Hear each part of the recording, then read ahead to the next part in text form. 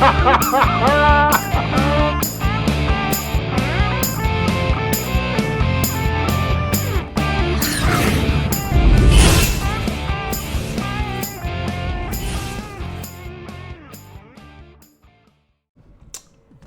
hello there, humans, hippies, earthlings, whoever you are, wherever you are, whatever you're doing, and whoever you are lucky enough to be doing it too.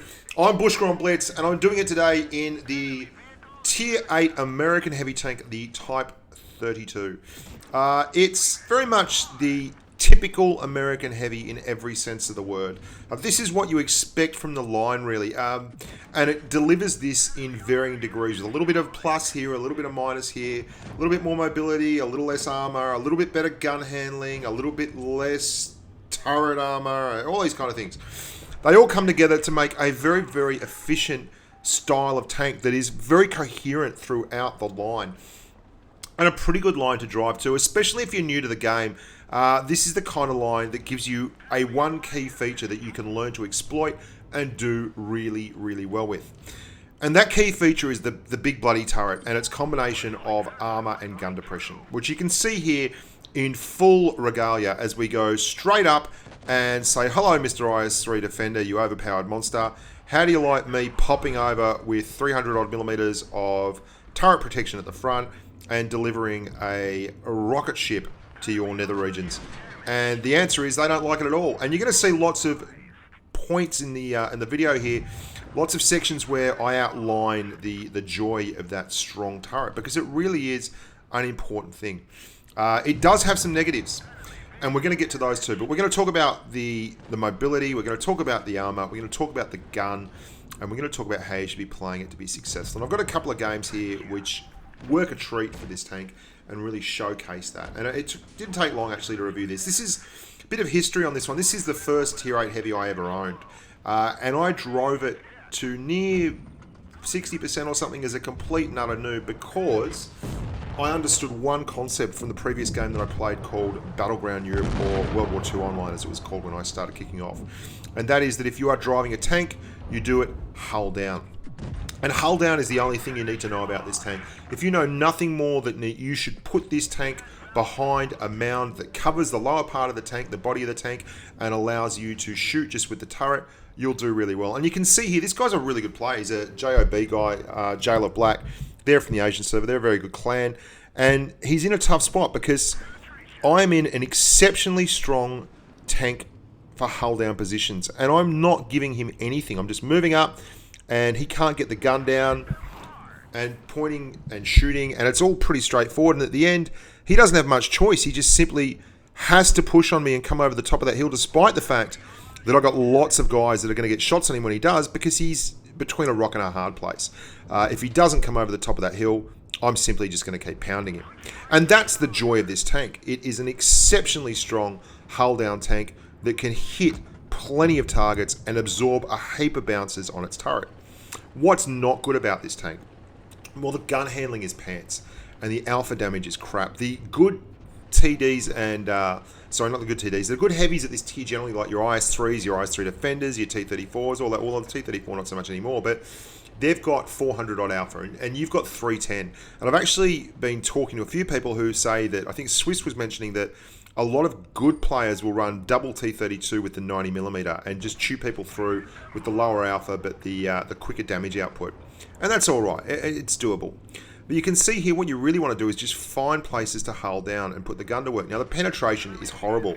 Give you an idea, the KV-4 on its AP has, on its top gun, has 227mm of pen. The Tiger 2 has 225. The IS-3 has 225. The Carnarvon has 226. The T-32 has 198mm of pen on its AP rounds.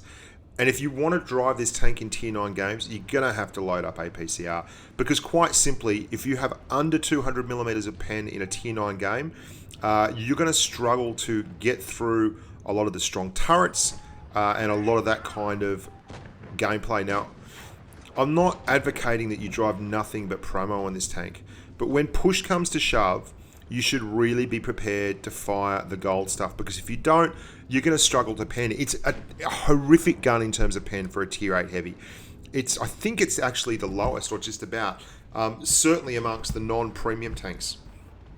The BL9 on the IS3 eats it alive at 225, and the KV4 Zis still gets out at 227 millimeters, and the Tiger's gun handling is much better at 225. Now, your dispersion is 0.41, and your aim time is 2.3 seconds. So again, the gun handling is your weak point.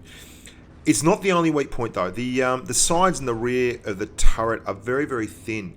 Surprisingly though, the T-34, for instance, the premium tank, has a very, very strong turret. The T-29 has a very, very strong turret. But the actual front, the upper glacis on this tank, if you angle it, some of the tier 7s and such will struggle to pen it. They'll have to use Premo to do so. And that's all well and good, but I mean, you can see this tortoise. This tortoise is dead keen to get involved, and I just keep nailing his weak spot at the top with Premo, because really that's what you want to do with anyone with low gun depression. You can see this IS-8, he's got 5 degrees of gun depression. He has to roll on up. And that is the other joy of this tank. It has 10 degrees of gun depression, and 10 degrees of gun depression is an awful lot when you've got a turret that in parts has 400 plus millimeters of effective armor. I mean, you're just flat armor plating is going to get you through what 300, 298, 300 of just pure armor. The angles on it means that it's incredibly tough. It's near an auto bounce zone all over. You have a very small weak patch on the top of the turret where the driver's hatch is there, or the commander's hatch is, but you can see it. It's not going to be an issue for you. It struggles with gun handling, which is crap. It's got a crap gun. It does have 310 alpha, but only 5.88 rounds a minute, so you're looking at about 1800 DPM, which is really nothing to write home about. But that's pretty standard. Not many of the tier 8 heavies do have outstanding DPM, and your penetration numbers are poor, and you all that. But you are reasonably mobile. You're certainly more mobile than the T-34, which is the other big monster heavy with the turret. That's a premium, obviously, but 35 kilometers an hour. It's very, very American tankish. 25 degrees of traverse on your tracks, 20 degrees of traverse on your turret. Now, the thing that you love about this is the front glacis. You can get that up to 219, 220 millimeters of armor if you're angling it steeply and you've hidden the drive wheels and the tracks. And you really get that. You can come up over hills at quite steep angles, as you saw me doing earlier with that IS-3 Defender, and present exceptionally bouncy angles to the bad guys. And we're going to have a look at a game in a sec where we're on vineyards, and it really shows the joy of this tank. And you can see I'm using APCR there, because a T-54, if he had to come at me, he would have had a much better chance of me not getting the gun down and not being able to actually pen him, because it's just 245 millimeters of pen on your APCR is not a lot. It's the heavy version of the M46 pattern when you think about it. I mean, the M46 has some lovely positives, and that shot does not often go in just quietly, but there you go. Has some lovely positives, but what it doesn't have is good pen. And you go into heat with a T-54, you get up over 300 millimeters of pen. You go to APCR on this, and you're sticking around the mid-2s, which is just not there. And it used to really struggle before the change to +1, -1 matchmaking, and it wasn't as good as an IS-3 or anything like that, because a lot of the tanks that it faced at X, it simply couldn't penetrate. It really struggled. It didn't have the mobility, didn't have all that. But if you can find hull down positions with this tank, you can really go to town. And you're going to see here, I drive it quite aggressively normally, but I've got Swiss Cheezel. He's also in a T-32. We're just taking it out for a run to see how we go. And you can see, look at the IS-3 Defender, even slightly angled with his upper plate, using AP at 198 millimeters of pen. You're not going to go through. And there's so many IS-3 Defenders and IS-3 and IS-6s. You are really going to have to use Premo on these tanks, because if you don't, you won't pen them. And I don't care if you don't like it and you want to have a whinge and you think that's gold spamming or whatever. That's fine. You don't use it and I'll use it, and we'll see how you go. And by the way, if you'd like to have a big whinge about it, when someone can't pen your tank, do you turn it sideways so that they can hit it and it's more convenient for them? Or do you just eat them alive? And if the question is that you turn it sideways and you allow everyone an equal opportunity to pen you, then congratulations, because I hope you're on the red team as often as possible when I'm playing. Moving right along. You can see I've hull down there on the left, and that's great. But the shots have dried up and the targets have dried up. So I'm going to push around here on the right. Now, the hull is great, and the gun handling, fantastic. The hull's pretty strong, and the actual gun depression allows you to do a lot of things. And by that, I mean you can put yourself in odd situations, and as long as you can hide that hull, you will be able to put shots in. And you can see here, I've managed to find a spot where I can hide the hull behind that little berm and the wall at the top of the hill, and that's allowing me to use that gun depression and that incredible turret to actually just wreak havoc down here on the right. And I'm bouncing shots from that 1776. The IS has a stock gun. He has no chance. And we've put shots in IS-3 defenders and IS-6s and IS-3s up the other end. And it's all come to naught for them, because you can see from this position, even this Super Pershing, he's going to come around. We're going to angle the turret really hard. He doesn't look at us. He tries to get away.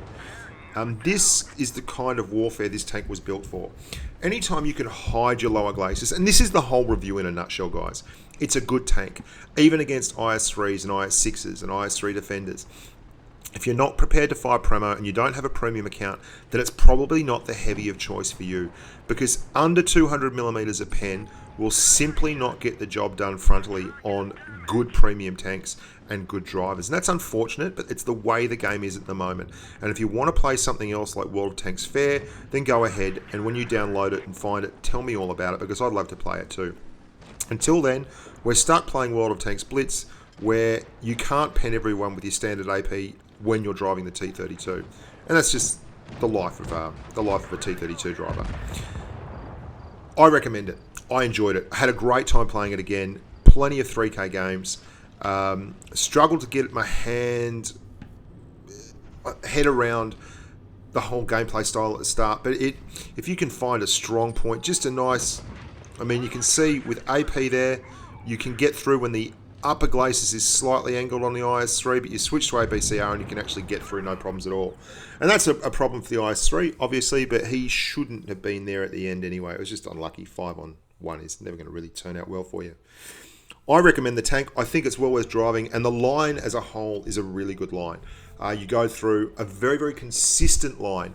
Right from the T1 heavy and on through, you've got the T29, which is massive turret, T32, which is a massive turret, really strong turret. The M103, which is a very strong turret, is certainly not as strong as the 29 and the 32, and the T110E5, which again has a very strong turret, but is a little bit of a cross between a 32 and a 103, a smaller profile turret with a weak point on the top. However, the big turret, the hatch. On the PC version, that's a lot stronger than it is on the Blitz version. I don't know why they made it as a weak point like that, because it's certainly not like the T110E5 dominates the world at the top of the tiers. Although I do actually quite like it.